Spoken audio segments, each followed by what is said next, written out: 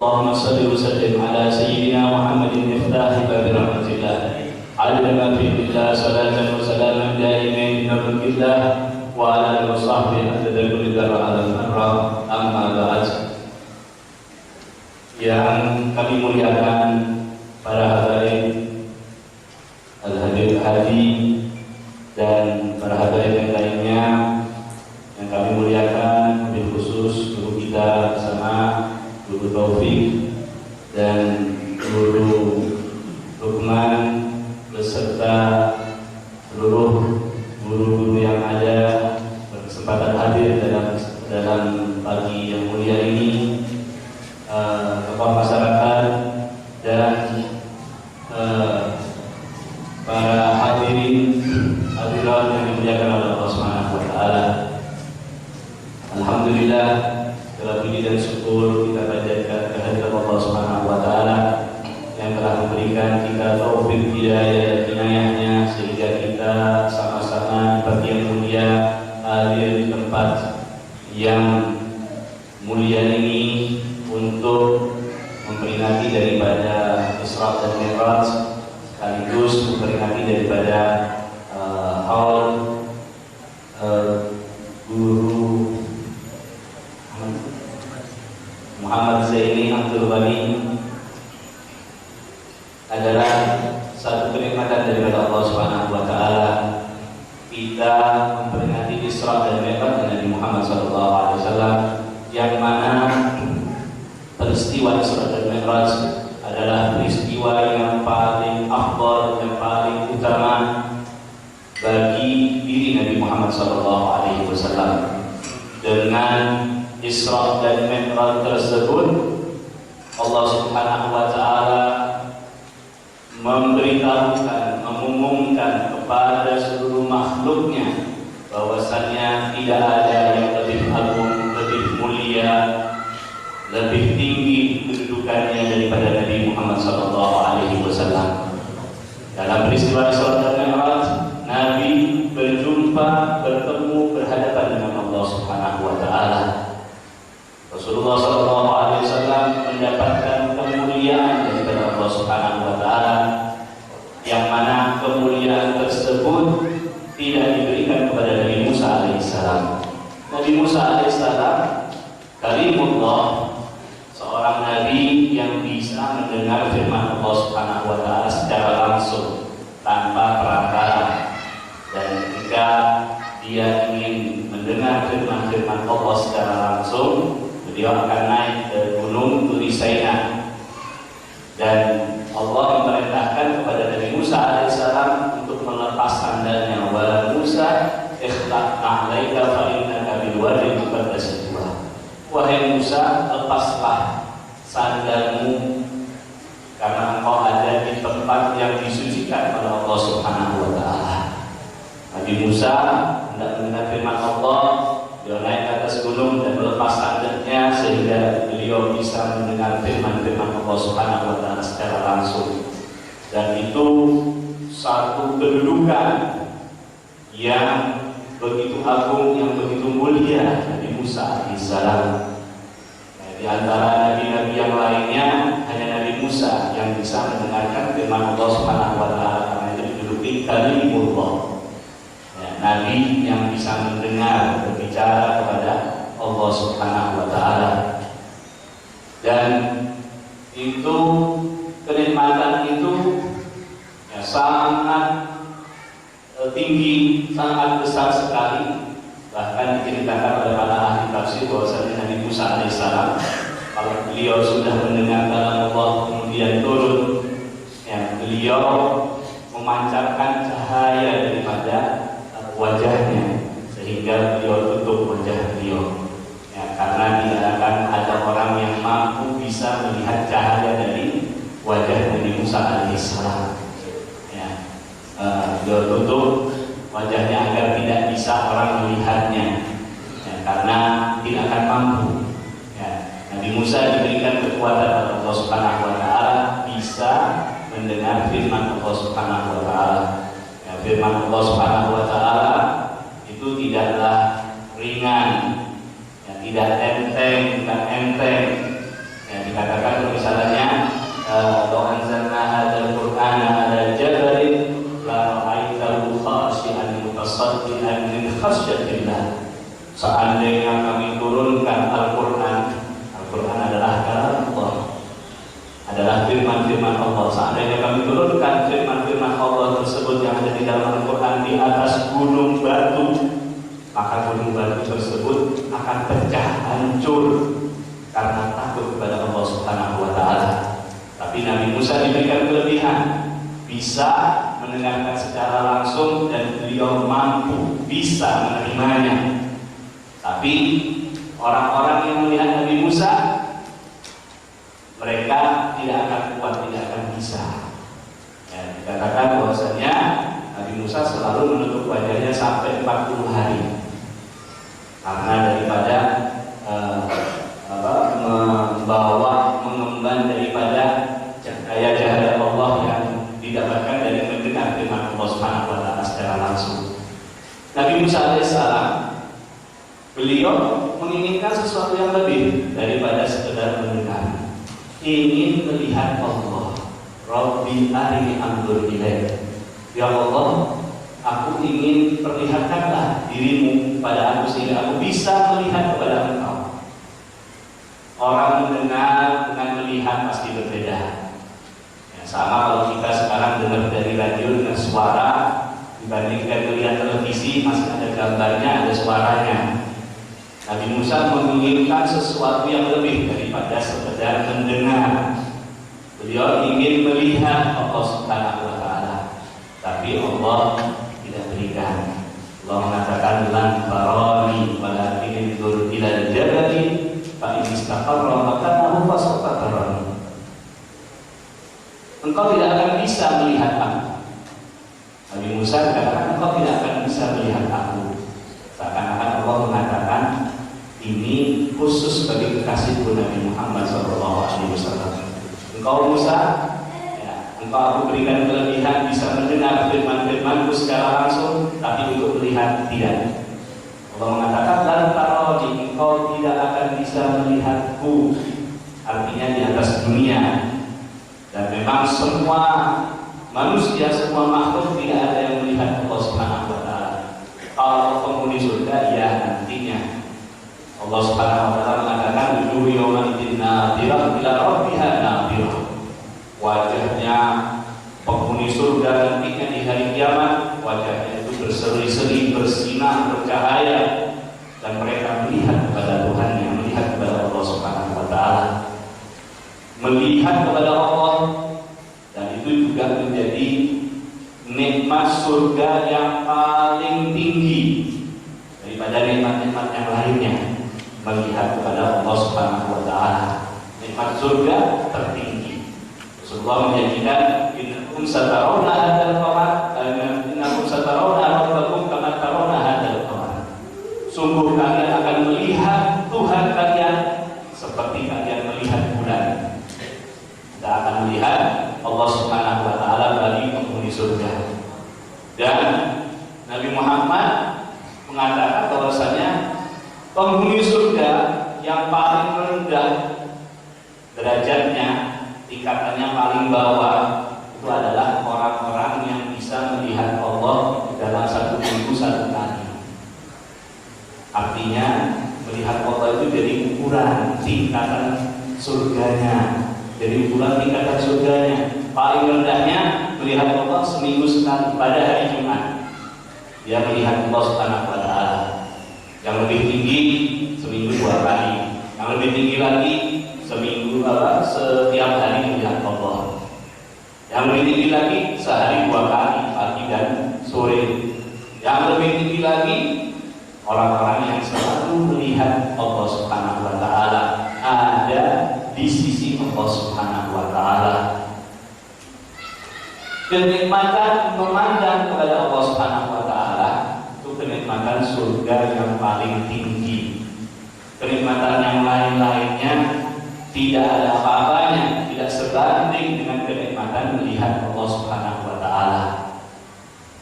Dan ini diberikan oleh Allah kepada Nabi Muhammad SAW khusus untuk beliau. Di di atas dunia, masih dalam umur duniawinya, diberikan kepada Nabi Muhammad SAW.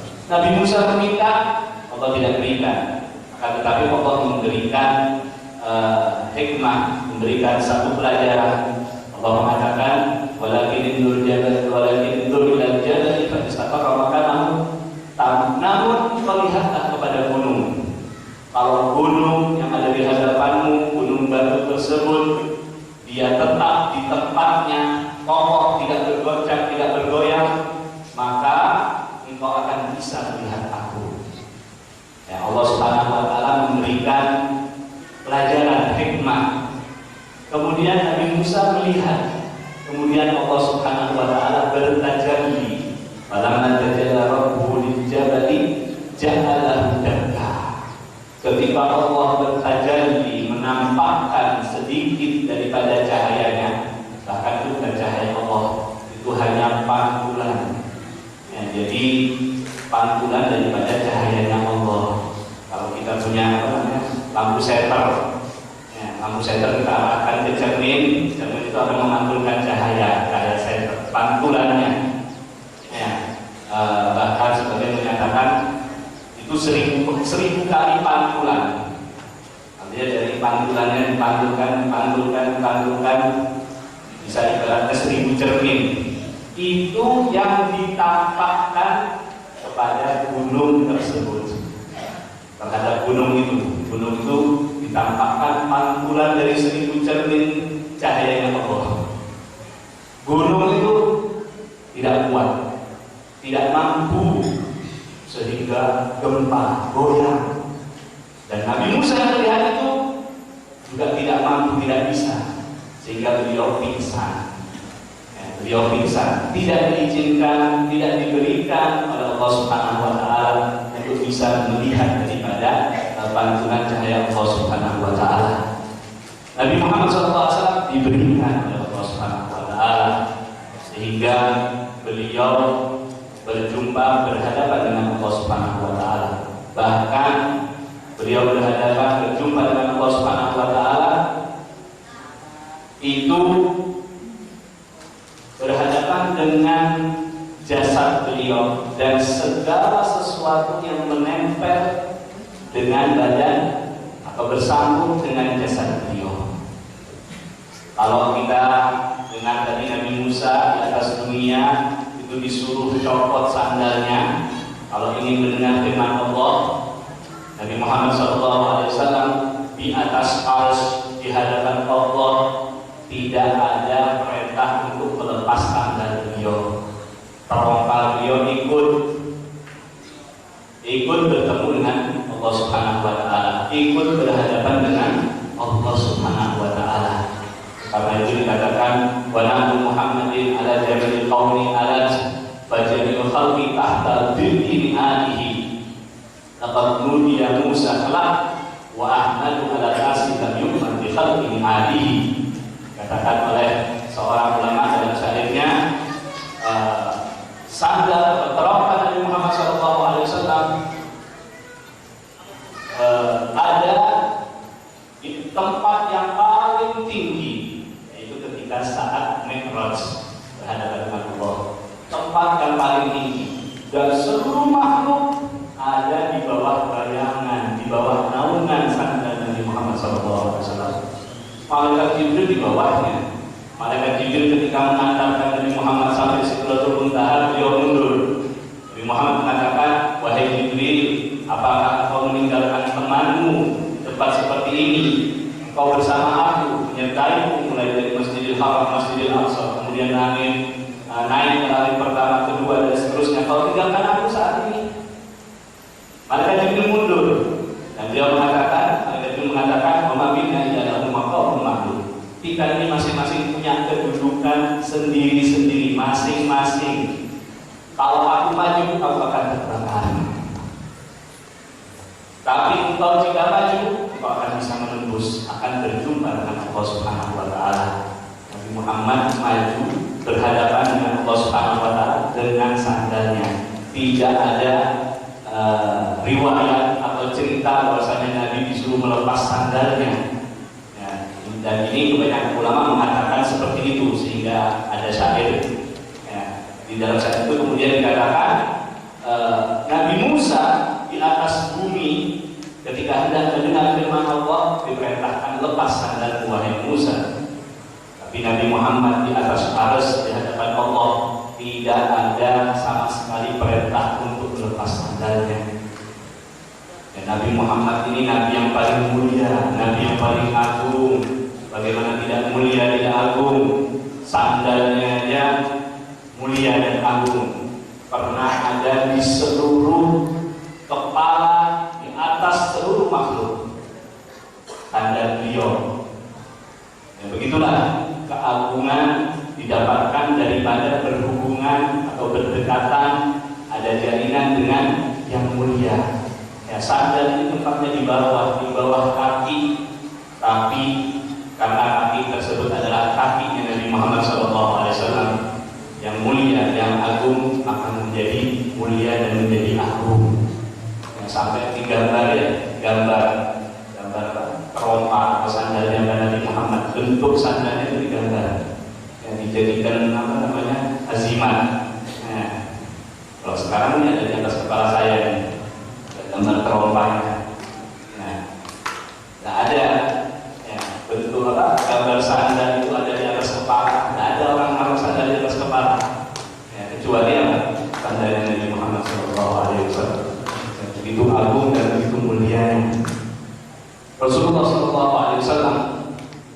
Beliau dalam Isra dan Mi'rajnya, dan kita tidak cerita tentang banyak daripada yang dilihat dari pelajaran dan hikmah yang didapatkan oleh Nabi Muhammad SAW, yang mungkin sudah banyak juga kita mendengar daripada guru-guru kita, daripada ustaz-ustaz kita tentang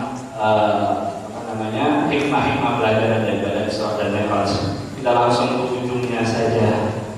Ya, yang paling ujung, yang paling utama daripada perjalanan Isra dan Mi'raj, yang itulah juga yang dibawa oleh Nabi Muhammad SAW sebagai oleh-oleh buah tangan bagi umatnya. Ya, kita tidak mungkin tahu, tidak mungkin bisa mengetahui daripada apa yang dibicarakan oleh Nabi Muhammad dengan Allah Subhanahu wa Ta'ala. Tidak mungkin tahu karena di tempat itu tidak ada kecuali Allah dan Nabi Muhammad SAW. Tidak ada seseorang pun yang tahu apa yang dalam pertemuan tersebut, apa yang terjadi, apa yang dibicarakan.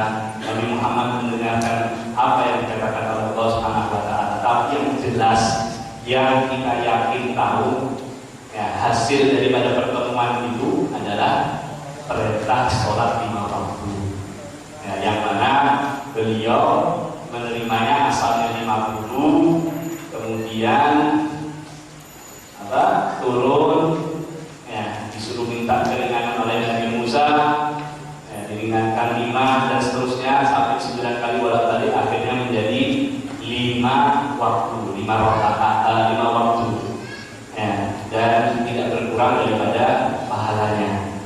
Allah mengatakan di akhirnya, dan itu adalah 5 waktu kewajiban bagimu dengan pahala 50 waktu ya, dikurangi pelaksanaannya tapi tidak dikurangi nilai pahalanya daripada Allah Subhanahu wa Ta'ala.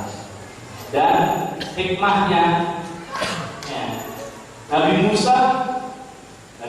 Muhammad turun setelah menerima 50 waktu itu, turun bertemu dengan Nabi Musa alaihissalam. Ya, kenapa Nabi Musa? Kok tidak ada yang lainnya? Ya, ini keistimewaan bagi Nabi Musa alaihissalam. Ya, karena beliau dulunya pernah minta untuk melihat Allah, tapi tidak dikasih. Paling tidak dikasih, dia bisa melihat Nabi Muhammad SAW, yang mana beliau sudah melihat Allah.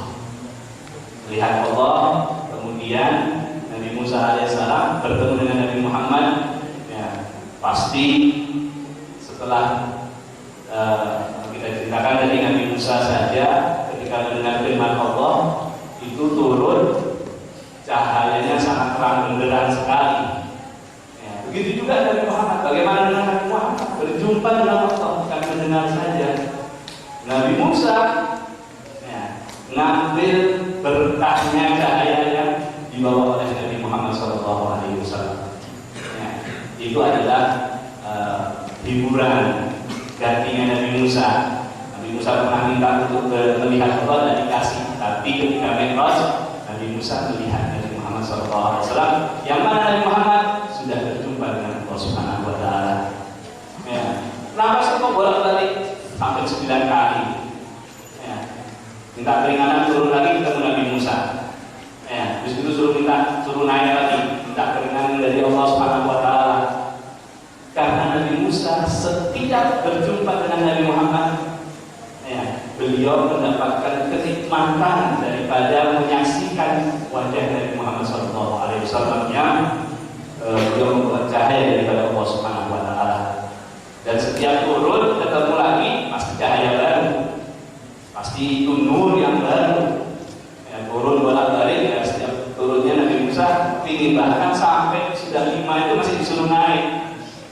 Ya, minta lagi keringanan wahai Muhammad. Ya, Nabi Musa ngambil keuntungan, dia bisa melihat cahaya yang dibawa oleh Nabi Muhammad SAW. Ya, tidak melihat Allah, paling tidak dapat cahayanya. Ya, Nabi Musa alaihissalam. Yang jelas, yang paling utama daripada Isra dan Mi'raj, yaitu pada ujungnya adalah kewajiban sholat 5 waktu. Yang kita lihat betapa pentingnya, betapa utamanya perintah sholat 5 waktu ini, sampai-sampai Allah mendatangkan, mengundang Nabi Muhammad SAW untuk menerima secara langsung perintah di sholat 5 waktu. Ya, dibandingkan dengan rukun Islam yang lainnya. Rukun Islam ada 5, syahadat. Ya, kalau kita semuanya masih syahadat. Ya, bahkan kita belum syahadat pun masih dihukumi Islam. Ya, kita lahir hukumnya Islam karena ayah kita Islam, ya Islam. Ya, kemudian yang kedua sholat, yang ketiga puasa, yang ketiga puasa. Puasa ini kan dapat malaikat Jibril, ya. Malaikat Jibril turun bawa ayat kepada Nabi Muhammad menyampaikan tentang kewajiban puasa.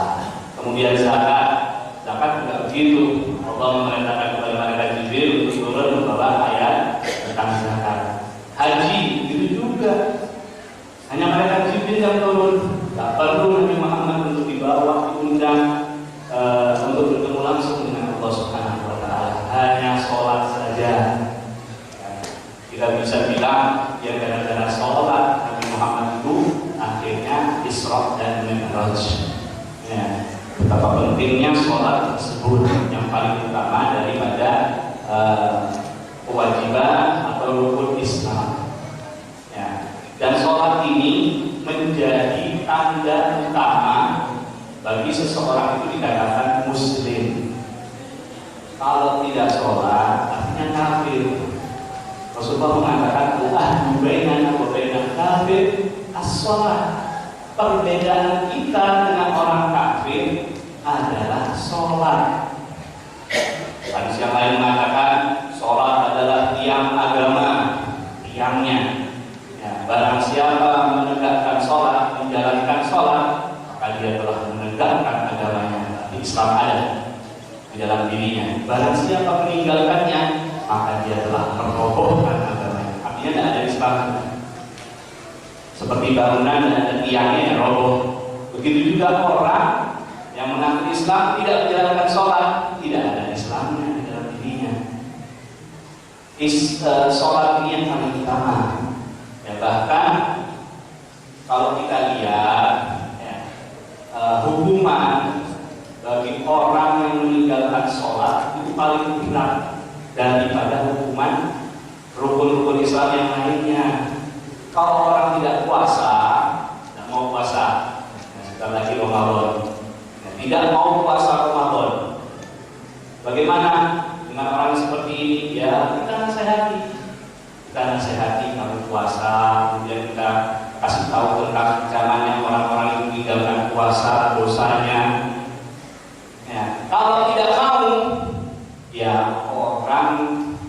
pihak yang berwenang, ya mestinya pemerintah itu menangkap orang seperti ini, dijebloskan ke penjara. Jangan dikasih makan dan minum mulai subuh sampai maghrib. Artinya dipaksa puasa, tidak mau puasa, masuk ke penjara, jangan dikasih makan dan minum. Subuh sampai maghrib, maghrib dikasih makan, tidak puasa. Dipaksa untuk puasa, itu hukumannya.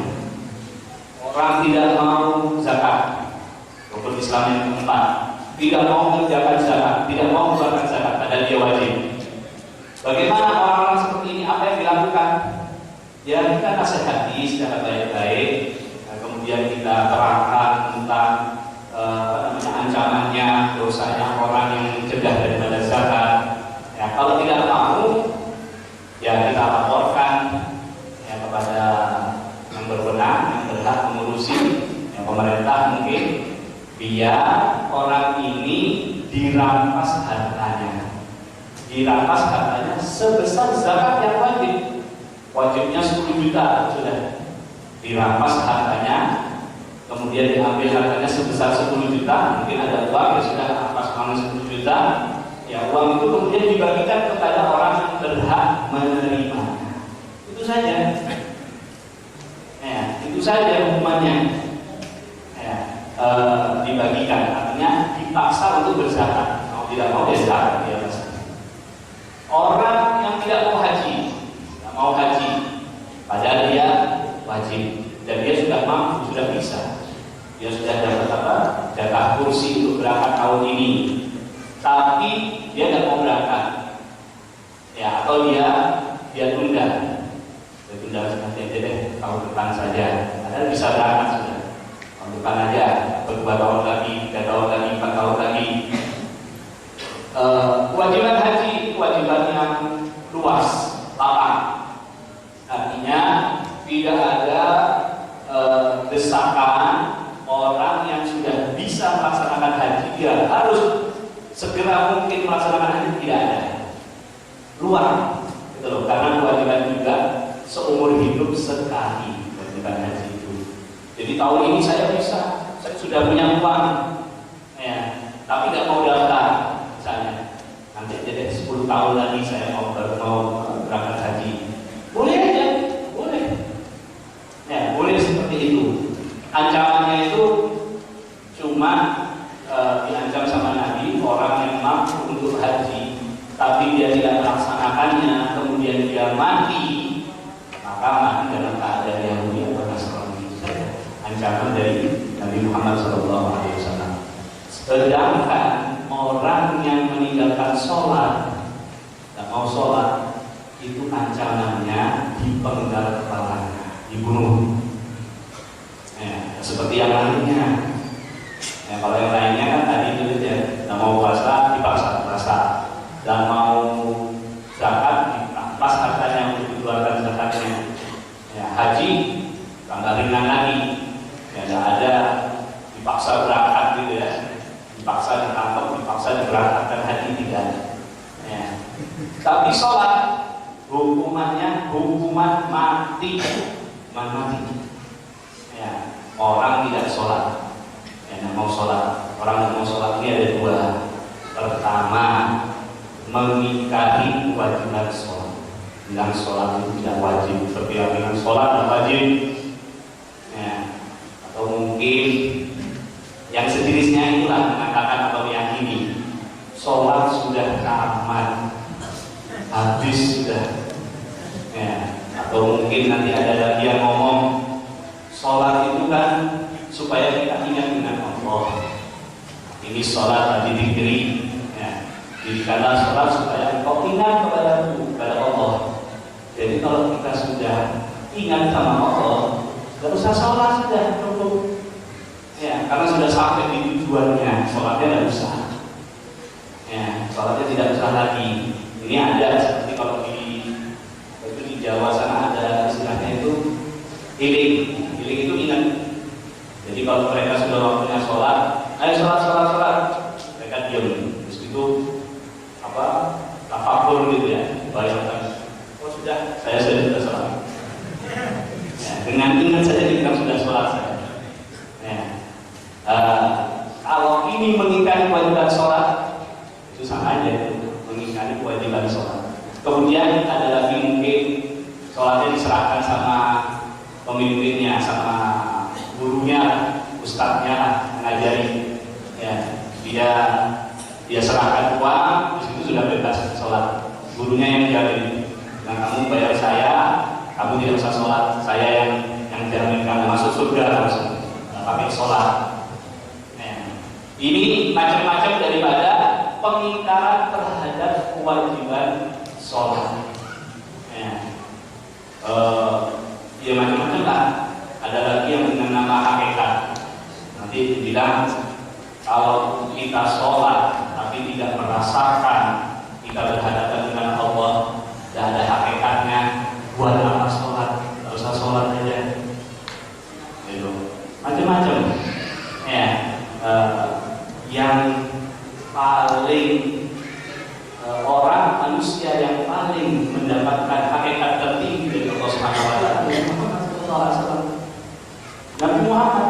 Ada yang lebih mencapai hakikat tertinggi daripada Nabi Muhammad? Ada. Nabi Muhammad ketemu langsung dengan Allah. Itu sudah hakikat yang paling tinggi. Kalau orang-orang sekarang kan cuma ngomongnya saja, ngomongnya hakikat, ngomongnya tinggi, luar biasa tingginya ngomongnya, tapi meninggalkan sholat. Nabi Muhammad itu hakikatnya super tinggi, sudah paling tinggi, tapi beliau pernah meninggalkan sholat? Tidak sama sekali. Jangankan meninggalkan sholat, beliau sholat sendirian tidak berjamaah, tidak pernah. Tidak ada pernah satu kali pun Nabi Muhammad itu sholat sendirian. Sholat lima waktu, sholat wajib, bukan sholat sunnah. Beliau tidak pernah meninggalkan sholat, tidak pernah menjalankan kewajiban sholat lima waktu kecuali berjamaah. Itu Nabi Muhammad SAW. Orang yang mengingkari kewajiban sholat itu hukumnya murtad, karena mengingkari yang disepakati oleh seluruh umat. Seluruh umat dari awal sampai akhir sampai sekarang, tidak ada yang menyatakan sholat itu tidak wajib, tidak ada sama sekali. Kecuali orang-orang yang pikirannya tidak beres saja. Semua menyatakan wajib, sholat lima waktu wajib. Kalau mengingkarinya, berarti mengingkari perkara yang disepakati oleh seluruh umat, hukumnya murtad. Sama saja seperti mengingkari Al-Quran. Mengingkari Al-Quran, hukumnya murtad. Kemudian dinasehati, kalau dia taubat, sadar, suruh syahadat, hukumnya murtad, suruh syahadat, suruh bersyahadat lagi, suruh masuk Islam, kemudian jalankan perintah sholat. Tapi kalau tidak mau, tetap ngotot, sholat itu tidak wajib dengan ngomongnya tinggi lah. Hakikat-hakikat semuanya dibawa dan lain sebagainya, tujuannya supaya dia sholat saja. Orang seperti ini dibunuh, penggal kepalanya. Yang berwenang, dipenggal kepalanya. Kemudian bagaimana jasadnya? Jasadnya itu tidak dimuliakan sama sekali. Tidak boleh, tidak wajib dimandikan, tidak wajib dikafani, tidak wajib disolati. Bukan Islam lagi hukumnya. Kemudian sebagian ulama menyatakan tidak usah dikubur, jasadnya itu dipotong-potong aja, kasihkan kepada hewan buas, buat makanan buaya. Sebagian menyatakan seperti itu, sebagian menyatakan sunnah untuk dikuburkan, biar tidak ganggu bau bangkainya dan ganggu orang yang lain. Sunnah untuk dikuburkan, tapi di pekuburan umum, jangan di kuburan muslimin, jangan, boleh, jangan dikuburkan di kuburan kaum muslimin. Kuburan umum atau kubur di hutan, kubur di gunung saja, tenggelamkan di sungai. Tidak ada kemuliaan sama sekali orang yang meninggalkan sholat. Karena itu ada di dalam di dalam pembahasan ilmu fikih itu, kalau kita punya air air, ya, katakan di situ bahwasanya hewan makhluk hidup yang tidak mulia, makhluk hidup yang tidak mulia, tidak dihormati, tidak perlu dihormati, tidak perlu kita menjaga dia, memuliakan dia, menjaganya, tidak perlu. Itu diantaranya ada 6 gitu ya. Diantaranya salah satunya itu golongannya anjing, buas, babi, itu kan makhluk hidup. Kemudian di antara nomor yang ketiga, orang yang meninggalkan sholat. Itu tidak ada kemuliaan sama sekali, tidak ada penghormatan sama sekali. Sampai-sampai itu kalau kita punya air ini ada, kemudian air ini bisa kita pakai wudhu. Ada orang datang, ya, datang dia kehausan, mau mati sudah. Orang ini mau mati, ya. Kita lihat dulu, kalau orang yang mau mati ini, ya, dia orang yang meninggalkan sholat, jangan kasih air, pakai wudhu saja lebih baik. Biarkan mati, ya, biarkan dia mati karena dia bukan termasuk orang yang terhormat, tidak perlu dihormati. Ya, biarkan dia mati, airnya pakai wudhu, apa? Ya, karena orang yang meninggalkan sholat, ya, hukumannya juga mati. Artinya tidak kita beri air dia mati. Ya, seandainya kita berikan air, dia juga nanti ya bakal dihukum mati juga, sama aja. Ya, itu orang yang meninggalkan sholat tidak ada kemuliaannya sama sekali, sampai digolongkan dengan apa tadi? Anjing, buas, apa? Babi. Nanti juga ada murtad, ada kafir harbi, ya, kafir yang memerangi orang Islam. Ya, golongannya itu sama sudah. Artinya digolongkan sama dengan orang-orang kafir, sama dengan orang-orang murtad, orang yang meninggalkan sholat. Kemudian yang kedua, orang yang meninggalkan sholat karena malas mengerjakan sholat. Ya, ini jamaah majelis taklim ini ada. Ya, majelis taklim ini mudah-mudahan ada orang-orang seperti itu. Ya, kalau mungkin kalau di luar sana banyak. Di sini sumbernya orang meninggalkan sholat. Mudah-mudahan ya. Meninggalkan sholat karena malas mengerjakan sholat. Ya, jadi dia lewatkan saja begitu. Ya, subuh lewat, zuhur lewat, asar lewat, sholat. Ya, sehari lewat, 2 hari, sampai 1 minggu, mungkin bahkan bertahun-tahun lewat sholatnya. Ya, kalau masih untung itu ketemu setahun sekali, Idul Fitri, Idul Adha, ya, ketemu sholat. Ya, selain itu tidak sholat. Ya, orang yang tidak sholat karena malas, ya, itu sudah masuk daftar tunggu dalam api neraka. Ya, dikatakan dalam hadis, man taraka sholatan wahidatan kutiba ismuhu ala dzalika. Orang yang meninggalkan satu sholat wajib ditinggalkan, ditulis namanya di pintu neraka, masuk daftar tunggunya penghuni neraka, bakal masuk satu sholat. Kalau tinggalkan 2 sholat, zuhur asar sudah 2, ditulis 2 kali namanya. Ya, kalau apa 1 hari 5 kali namanya, seminggu ya 5 kali 7, 35 kali tertulis namanya di dalam pintu neraka. Ya, sudah setahun ya ribuan kali, sudah namanya ratusan kali di dalam pintu neraka tersebut. Ya, itu bisa dibilang apa? Calon tetap. Ya, calon tetap penghuni neraka. Orang-orang yang meninggalkan sholat. Orang yang meninggalkan sholat karena malas, ya, tidak mau sholat karena malas. Ini sama hukumannya, dihukum penggal juga pada akhirnya. Ya, kita nasihati, kita ajak dia untuk kembali, ajak bertaubat. Kalau dia mau taubat, ya syukur, alhamdulillah kerjaan sholat. Ya, kalau tidak mau, bahkan ada yang mengatakan dipaksa, dipukuli supaya sholat, dipukul supaya dia itu kerjakan sholat. Ya, kalau tidak mau, ya sudah dihukum penggal, potong leher. Ya, tinggi lebih mulia. Wajib jasadnya itu dimandikan, dikafani, disolati, dikuburkan di kuburan kaum muslimin. Dia masih Islam, ya. Dia masih Islam, urusannya kepada Allah saja, serahkan kepada Allah. Ya terserah Allah bagaimana. Ya, jelas dia masih Islam. Ya. Seorang Muslim cuma meninggalkan kewajiban daripada Allah Subhanahu Wa Taala. Ini orang yang meninggalkan sholat. Ya, orang meninggalkan sholat ini itu hukumannya hukuman mati, bukan main-main, penggal potong leher. Ya.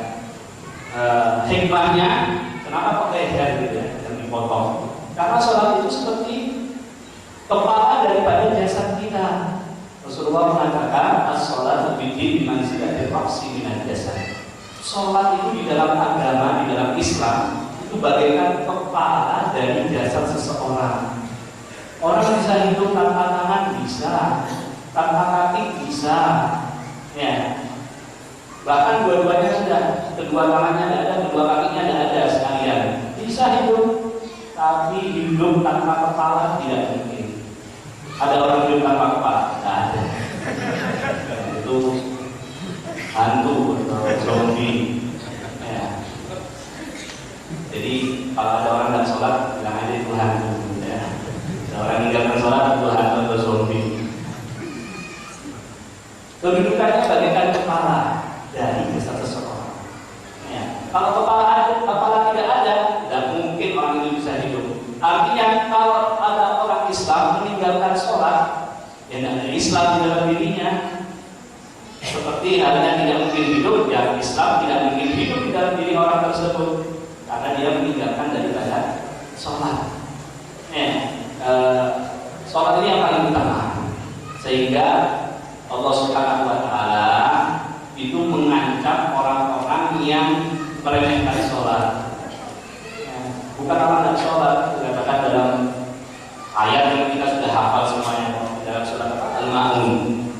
Fawailul lil musallin, celaka atau bisa dibilang neraka wel bagi orang-orang yang sholat. Ya, wel atau celaka. Wel ini bersebelahan dengan neraka jahanam. Neraka jahanam itu mengeluh kepada Allah, ya Allah, jauhkan aku dari neraka wel, karena apinya sangat panas sekali. Apinya bisa membakar api, habis nanti api. Sama-sama neraka, sama-sama panas, sama-sama api, tapi ini lebih panas. Neraka wel.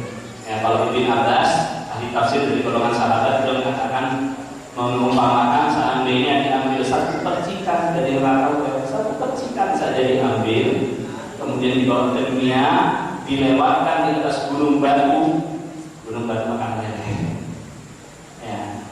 Bukan ditaruh, dilewatkan di atasnya, kena udaranya, kena hawanya itu leleh gunung batu. Allah mengatakan wel lil musallin, neraka wel untuk orang-orang yang sholat. Bukan sholat ya, sholat. Allah namanya sholat kok jelas lil musallin, bagi orang-orang yang sholat. Kemudian diteruskan alladzina hum an sholatihim sahun, yang mereka itu lalai terhadap sholatnya. Sholat tapi lalai. Apa maksudnya? Maksudnya artinya menurut ahli tafsir mereka mengatakan, termasuk Ibn Abbas mengatakan lalai tersebut adalah mereka mengakhir-akhirkan sholatnya, menunda-nunda untuk mengerjakan sholatnya sehingga keluar daripada waktunya. Sholat tapi sudah habis waktunya. Sholat di luar waktu. Itu yang dikatakan orang yang lalai terhadap sholatnya. Sholat ini kan kewajiban yang memiliki waktu. Inna sholat akan kalau mungkinan kita sesungguhnya sholat itu adalah kewajiban bagi orang yang beriman yang memiliki waktu. Ada waktu masuk, ada waktu keluar, ada waktu mulai, ada waktu habis. Ya, orang-orang yang menunda-nunda sholatnya sampai sholat keluar waktu, sholat subuh, bangun kok subuh, dengar azan subuh, ya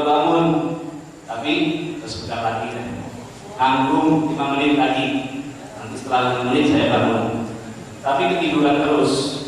Bangun-bangunnya jam 7. Jam 7 bangun, mau nggak mau jam 7 pasti bangun. Kenapa? Ada mau berangkat sekolah, ada mau berangkat kerja, mau berangkat ke toko, mau berangkat ke pasar, mau ke kantor, pasti bangun. Ya, kalau urusan itu bangun, urusan dia bangun, urusan sholat tadi bangun. Jam 7 pasti bangun. Terus itu siap-siap, terus itu dia belum sholat subuh sebelum berangkat jam 7 sholat subuh. Sudah habis waktunya, sudah keluar daripada waktunya.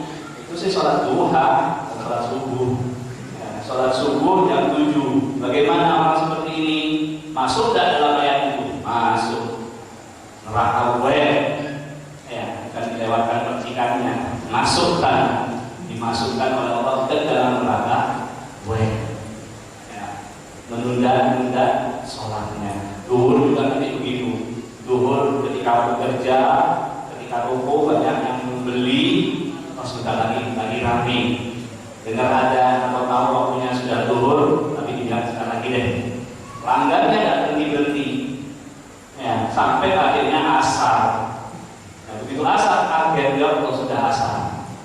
Nah, sudah asar dia berangkat ke masjid sekalian sholat duhur sama asar. Ya, dijamak jadi satu. Ya, tapi bukan udur ya, kalau udur tidak masalah. Ini jamak karena sibuk bekerja. Ya, duhur sama asar. Duhur di waktu asar sudah selesai waktunya duhur. Ya. Bagaimana seperti ini? Sama, diancam dimasukkan ke neraka orang yang meremehkan sholat, yang merendahkan sholat. Ya, orang itu kalau memang dia beriman, itu ada dua perkara yang harus ada salah satunya yang berkenaan dengan sholat.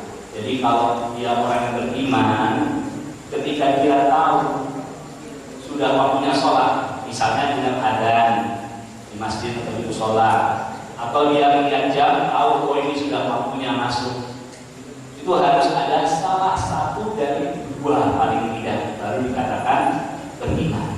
Yang pertama, dia langsung mengerjakan sholat. Jadi begitu tahu dengan adzan langsung dia berangkat. Ya, begitu dia melihat jam tahu oh, jamnya duhur masuk sudah, dia langsung berangkat untuk mengerjakannya secara langsung. Tapi dia orang beriman. Yang kedua, ini lebih rendah ya, adalah ada azm, ada niat, ya, ada niat untuk mengerjakannya paling tidak. Jadi kalau dengan adzan tahu dia duhur, oh saya niat ya begitu. Tapi karena mungkin ada pekerjaan, paling tidak niat di dalam dirinya, saya akan kerjakan sholat duhur. Ya. Atau melihat jam 1, oh, ini sudah waktunya duhur. Kemudian dia niat dalam hatinya, artinya ada lintasan hati, bahwasanya dia akan mengerjakannya. Ya, ini masih dikatakan orang yang beriman. Tapi kalau ini dua-duanya tidak ada, ya, jadi ada dengar jangan jahit juga ada niat hatinya, ya lewat gitu aja. Jadi anggap mungkin adzan itu seperti lagu-lagu gitu dari televisi, ya tidak ada apa namanya keterkaitan dengan sholat sama sekali, tidak terpikir dalam pikirannya tentang kewajiban sholat sama sekali, tidak ada niat dalam hatinya kok ngerjakan, tidak niat juga tidak. Ini diragukan keimanan orang seperti ini. Yang paling tidak niat ada. Ya, jadi kita tidak bisa lepas ya daripada kewajiban sholat ini. Yang paling tidak niat. Ya, tidak ada satu orang pun lepas daripada kewajiban sholat. Ya, kecuali apa? Kecuali tiga sih. Kecuali orang yang masih belum balik. Ya, belum balik. Ya, belum wajib, ya memang lepas, tidak ada kewajiban, ya belum balik. Kemudian yang kedua, orang yang gila, istilahnya ya gila, dia lepas kewajiban sholat, tidak wajib untuk mengerjakan sholat. Orang gila, ya. Kalau kita lihat orang-orang yang sholat, ya, mungkin tetangga-tetangga yang sholat, teman-temannya nggak sholat, atau keluarganya nggak ada yang sholat di rumah, ya jangan-jangan mungkin orang gila ya. Jadi gitu aja sudah, karena yang lepas kewajiban sholat cuma orang gila. Ya. Kemudian yang ketiga, orang mati.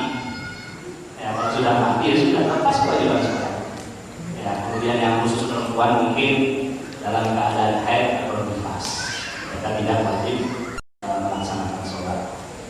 Dan wajib selalu, karena itu sholat ini kewajiban yang mengikat kita sepanjang hidup, bagaimanapun, dimanapun, ya kita harus mengerjakan sholat. Bagaimanapun keadaannya, ya, karena ini kewajiban yang bisa dibilang berat, artinya berat dilihat dari kita sepanjang hidup harus sholat, termasuk berat, karena sepanjang hidupnya harus sholat.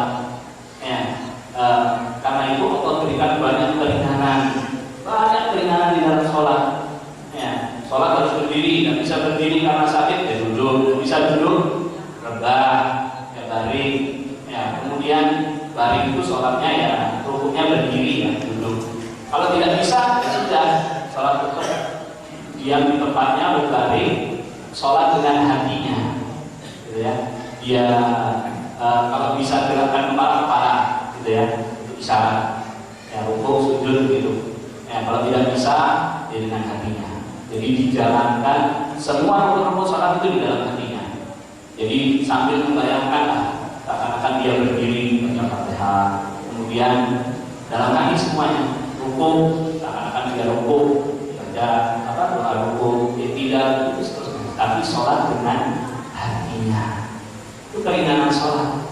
Ya, untuk orang musafir ada jamak, ya, bisa dimajukan, bisa dimundurkan, ditarik maju bisa, duhur asar, asarnya ditarik ke duhur, ya, maghrib bisa, asarnya ditarik ke maghrib, jamak takdim, jamak takdim bisa juga, ya, duhurnya dimundurkan ke waktu asar, maghribnya dimundurkan kepada waktu isya.